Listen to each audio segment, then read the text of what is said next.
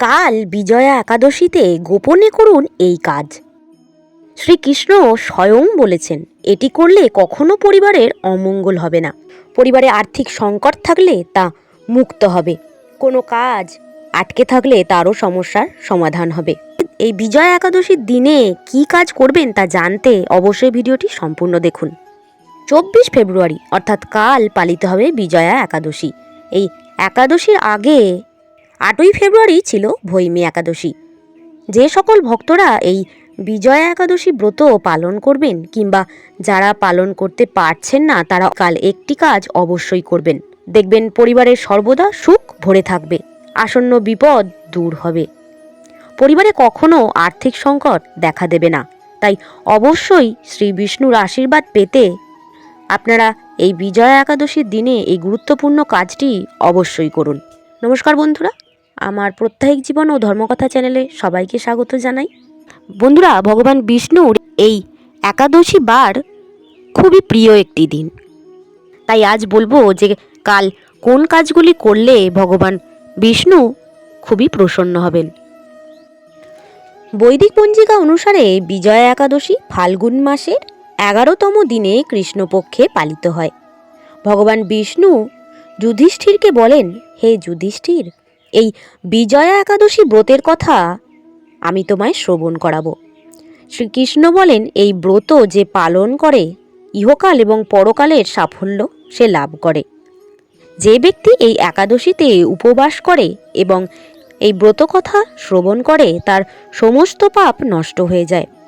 যদি কোনো মানুষ এই দিনে কিছু দান করে তাহলে সে আগের জন্মের সমস্ত পাপ থেকে মুক্ত হয়ে যায়।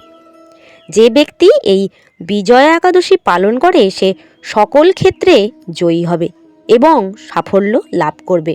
পদ্মপুরাণে বলা আছে, যদি কোনো ব্যক্তি তার শত্রুদের দ্বারা বেষ্টিত থাকে তাহলে তার শত্রুদের হাত থেকে মুক্তি পেতে বিজয়া একাদশী পালন করা উচিত। বিজয়া একাদশী ব্রতকথা শ্রবণ করলে সমস্ত পাপ নষ্ট হয় এবং আত্মবিশ্বাস বৃদ্ধি পায়।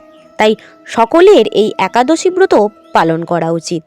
এবং এই দিনে তুলসী মন্দিরে কোন কাজটি করবেন তা নিষ্ঠা মনে এবং ভক্তি ভরে মন দিয়ে শুনুন। হিন্দু ধর্মে বিজয়া একাদশী সমস্ত একাদশীর মধ্যে একটি গুরুত্বপূর্ণ একাদশী। এই একাদশীতে তুলসীর পূজা অত্যন্তই গুরুত্বপূর্ণ।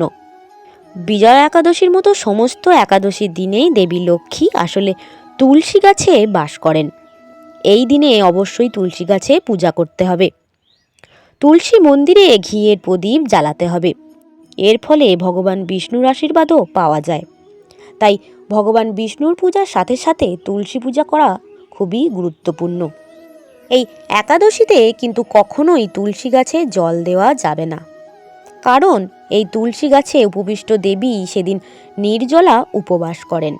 এমন অবস্থায় তুলসী গাছে জল দিলে দেবী লক্ষ্মীর উপবাস ভঙ্গ হয়ে যায়, এতে তিনি রুষ্ট হন।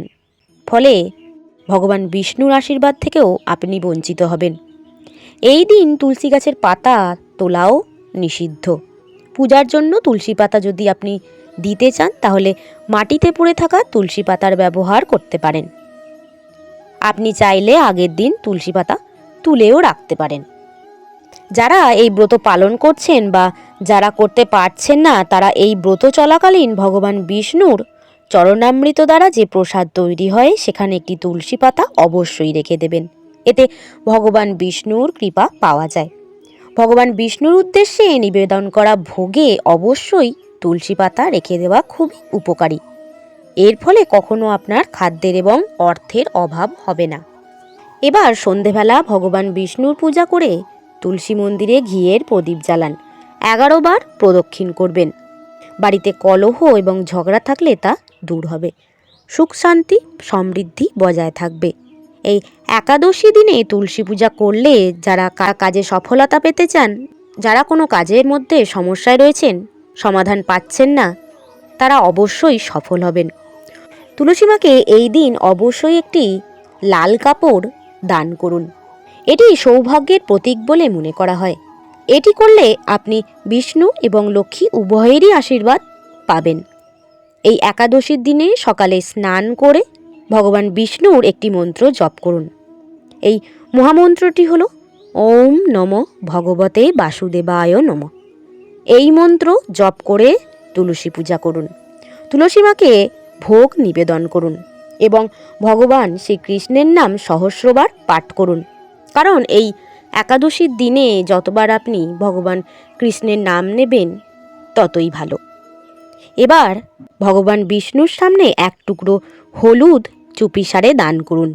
কর্মক্ষেত্রে উন্নতি হবে। আপনি যদি আর্থিক সংকটে থাকেন তাহলে তুলসীর একটি মালা ভগবান বিষ্ণুকে নিবেদন করুন এবং তুলসী মালা জপ করতে করতে ভগবান বিষ্ণুর সহস্রবার নাম জপ করুন।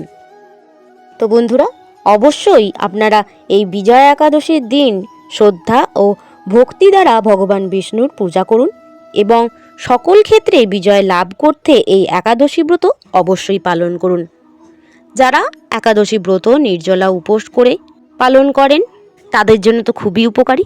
যারা এই নির্জলা উপবাস করতে পারছেন না, আপনারা এই একাদশী ব্রত নির্জলা উপোস দ্বারা পালন করতে না পারলেও চলবে। আপনারা নির্জলা উপবাসের বদলে ফল ভগবানের প্রসাদ খেতে পারেন। তো বন্ধুরা, আজকে বললাম যে বিজয়া একাদশীর দিনে আপনারা কোন কোন কাজগুলি গোপনে করবেন।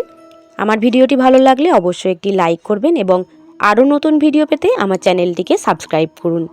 ভিডিওটি সম্পূর্ণ দেখার জন্য অনেক অনেক ধন্যবাদ।